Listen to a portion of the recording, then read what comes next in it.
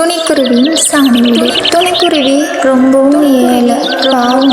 அவ சம்பாதிக்கிற பணம் எல்லாமே பூச்சியோட படிப்புக்கே சரியா போயிட்டு இருந்துச்சு. பூச்சி, இவ்வளோ ராத்திரி நேரத்துல தூங்காம என்னம்மா செஞ்சுட்டு இருக்கியா? அம்மா, எனக்கு நிஜமாவே தூக்கம் வரலம்மா.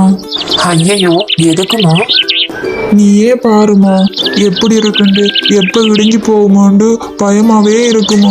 எங்க பார்த்தாலும் ஒரே ஓட்டையாவே இருக்கு. வாசல்ல ஒரு கதவு கூட இல்லை. இதோ உங்களோட புடவைய அப்படி தொங்க விட்டிக்கும். எனக்கு என்னன்னா இந்த ஓட்டையில இருந்து எப்போ என்ன பூச்சி வருமோன்னு எனக்கு பயமா இருக்குமா. பூச்சி, நீ என்னால ரொம்ப கஷ்டப்பட்டுட்டு இருக்காமா. ஐயோ அம்மா, நீங்க என்ன செஞ்சீங்க எனக்கு? இந்த ஏழை அம்மா கூட இருக்கிறதானு நீ இவ்வளோ கஷ்டப்படுற. நீ கூட உங்க அப்பா கூட போயிருந்தா ரொம்ப நல்லா இருந்திருக்கு. நான் அப்பா கூட எப்படிம்மா போவேன்? அவரு வேற கல்யாணம் செஞ்சுக்கிட்டாரு. உன்னை ரொம்பவே கஷ்டப்படுத்தினாரு. உன்னை சங்கடத்துல தள்ளி விட்டாரு.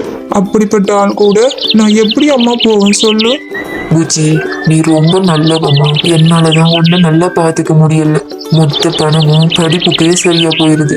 காட்டுல இருந்து உணவுகளை கொண்டு வந்து ஏதோ சமாளிக்கிறேன். எவ்வளவு முயற்சி செஞ்சாலும் என்னால மட்டும் இந்த வீடு செய்ய முடியல.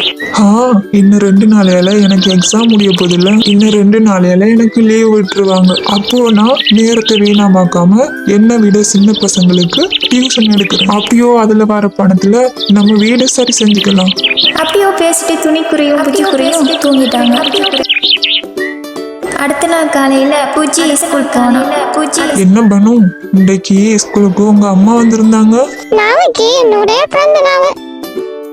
நாளைக்கு பர்த்டே பார்ட்டிக்கு டீச்சரை கூட்டி போனாலுக்கு அம்மா இங்க வந்தாங்க. அப்படியா? அம்மா இதுதான் என்னோட ஃப்ரெண்டு புஜி குருவி. ஓஹோ, அப்படியா? நல்லா இருக்கிறியா புஜி? நல்லா இருக்கிறாண்டி. சரி வா. எங்க ஆண்டி? உன்னையும் உன்னுடைய அம்மாவையும் பர்த்டே பார்ட்டி கூப்பிடலாம்னு நினைக்கிறேன். அதுக்கு தான் ஒரு முறை உங்க அம்மா அப்பாவுக்கு சேர்த்து சொல்லிட்டு போலான்னு இருக்கு. ஐயோ, அதெல்லாம் பரவாயில்ல ஆண்டி, நானே சொல்லிக்கிறேன் அம்மா கிட்ட. நீயே சொன்னா எப்படி நல்லா இருக்கும். முதல்ல என்னையும் பண்ணுவையும் வீட்டுக்கு கூட்டி போ. வேற வழி இல்லாம பூச்சி வேற பனுவையும் பனோட அம்மாவையும் பூச்சியோட அம்மா கிட்ட கூட்டிட்டு போனோம். ஆண்டி, இதுதான் எங்க வீடு அப்படின்னு சொல்லி 2 பேருமே அந்த வீட்டை பார்த்து ஆச்சரியப்பட்டாங்க. இவங்க தான் என்னோட அம்மா. அம்மா பேரு டோனி. உங்க வீடு எப்படி இருக்கு? பார்க்கும்போதே ரொம்ப பயமா இருக்கு. எங்க பார்த்தாலும் ஒரு கதவு கூட இல்லையே. நிஜமா இங்க எப்படி இருக்கிறீங்க? எங்களுக்கு பழகி போச்சுங்க. நீங்க வந்த விஷயத்த சொல்லவே இல்லையே. பூச்சியை போட்டு நட்டு போனாங்க. ஐயோ ஆண்டி, பன்னோட பர்த்டே பார்ட்டிக்கு எங்களை கூப்பிட்டு உண்டு தானே இங்க வந்தீங்க. அந்த விஷயத்த நீங்க சொல்லாமலே கிளம்புறீங்க. அது வந்தாங்க பாட்டிக்கு நிறைய படம் தான் வருவாங்க. உங்களை மாதிரி ஆட்கள் வந்தா நல்லா இருக்காது. வேற ஒரு நாள் என்னோட பங்களாக்கு நான் வந்து கூட்டி போறேன். அப்படி சொல்லிட்டு சுச்சி காக்கா பன்னு கூட்டிட்டு அங்கிருந்து கிளம்பிடுச்சு. பாத்தீங்களா அம்மா, அந்த பன்னு காக்காவோட அம்மா நம்மளை எவ்வளவு அவமானப்படுத்திட்டு போறாங்கன்னு. ஆமா பூச்சி, நம்ம மட்டும் என்ன செய்யறது? இப்படிப்பட்ட ஆட்களுக்கு அந்த கடவுள் தான் புத்தியை கொடுக்கணுமா. சரி, நீ வீட்டுக்குள்ள போ. நான் காட்டுக்கு போய் உணவு எடுத்துட்டு வரேன். சாப்பாடு தேடிக்கிட்டு காட்டுக்குள்ள போயிட்டு இருக்கும்போது போற வழியில ஏதோ சாப்பிட்டு வாயில நுர தள்ளிட்டு ஒரு பசுமாடு ஒன்று தரையில விழுந்து தவிச்சிட்டு இருந்துச்சு.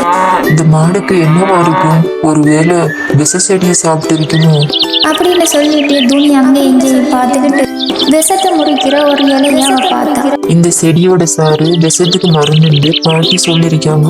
அப்படி சொல்லிட்டு இலையை எடுத்து கசக்கி அந்த சாறை எடுத்து மாட்டுக்கு கொடுத்தா. அந்த மாடு அதை குடிச்ச உடனே குணமாயிருச்சு. திரும்ப சந்தோஷமா துணியை கட்டி பிடிச்சிட்டு அவளுக்கு நன்றி சொன்னிச்சு. இந்த காலத்துல வாயில்லாத ஜீவன் தான் நன்றியோட இருக்கு.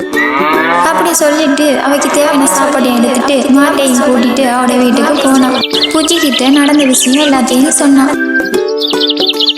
மறுநாள் காலையில அந்த மாடு வீட்டுக்கு முன்னாடி சாணத்தை போட்டுச்சு. ஆனா அந்த சாணம் கொஞ்ச நேரத்துல இரும்பு மாதிரி ஆயிடுச்சு. அம்மா, இது சாணம் மாதிரியே இல்ல, ஏதோ ஒரு இரும்பு மாதிரி இருக்கு. காட்டுல வாழ்ற மாற்று சாணம் இப்படித்தான் இருக்குன்னு சொல்லி இந்த பாட்டி சொல்லியிருக்காங்க. அம்மா எனக்கு ஒரு யோசனை வருதுமா. இந்த சாணம் காயறதுக்கு முன்னாடி ஜன்னல் கதவு எல்லாம் செஞ்சிடலாமா? அப்புறம் இருக்கிற ஓட்டைகள்லாம் மறைச்சிடலாமா? புச்சியோட யோசனையால அவங்களோட வீட்டில் இருக்கிற ஓட்டை எல்லாத்தையுமே அதை வச்சு அடைச்சிட்டாங்க. அது மட்டும் இல்லை, கதவு ஜன்னல் எல்லாத்தையும் அடைச்சதால இப்போ பார்க்கறதுக்கு ரொம்ப அழகா இருந்துச்சு வீடு. கோமதா, உன்னால எங்கட வீடு ரொம்ப அழகாயிருச்சு. அன்னையில இருந்து துணி மாடு கொடுக்குற பாலை ஊர்ல கொண்டே விற்று அதுல கிடைக்கிற பணத்துல அந்த சாண வீட்டுல சந்தோஷமா 2 பேரும் வாழ்ந்தாங்க.